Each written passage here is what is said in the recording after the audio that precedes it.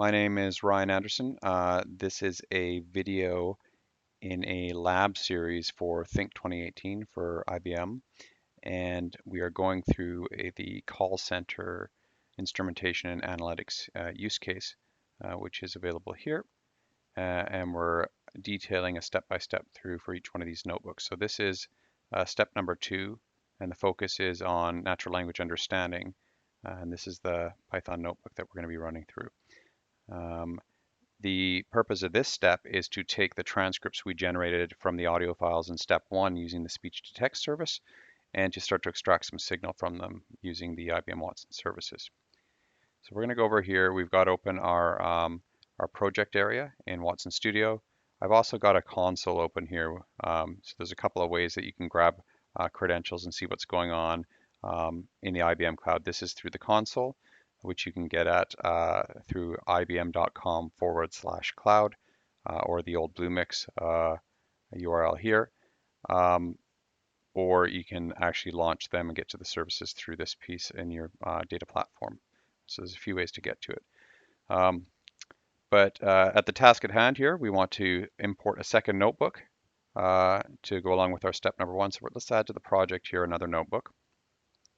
And we are going to grab this this Python notebook link. And again, within call center GitHub repo, the step number 2 is the one we're going to grab here. So let's copy this. And we're going to go down here and import a new notebook from URL. Here's the URL we want. And this is around step 2.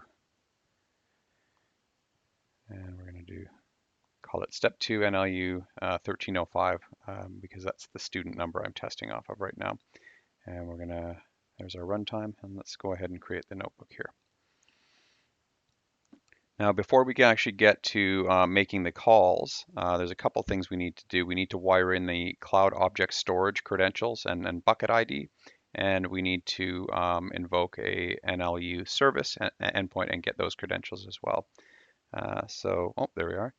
So we're up and running. That notebook we saw here now is available here. Let's trust it within our workspace.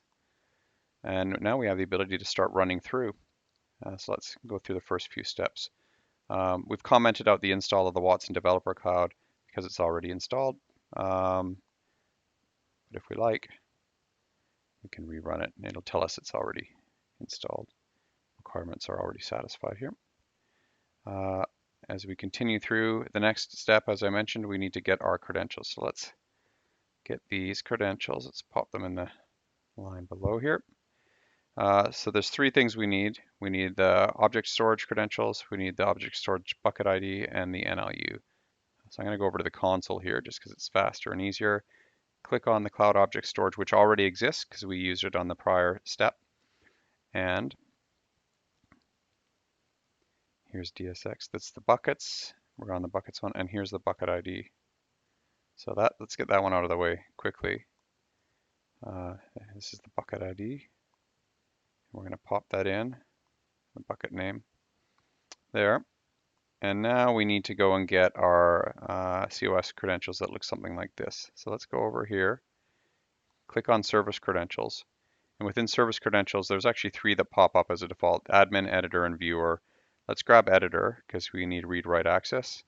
And let's copy these to our clipboard.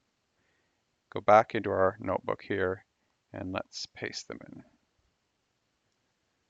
There we are. Now that takes care of cloud object storage. Now we need some NLU endpoint and credentials. So if we go back here and let's go to fire up. You can also do that from inside here by invoking the Watson services here. I find when going back and forth, it's easier to have a second window open. So let's go and browse the services. You can also go in the Watson catalog. So let's go and select an NLU service and add it. It's going to create a little project here. You can just launch the service if you want, but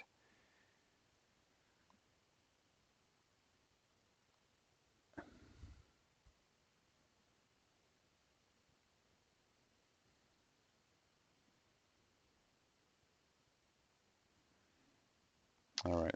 And this one has created some credentials here. Let's show them. There they are. And actually, these are the ones that we need. URL, username, password. So I'm going to copy those.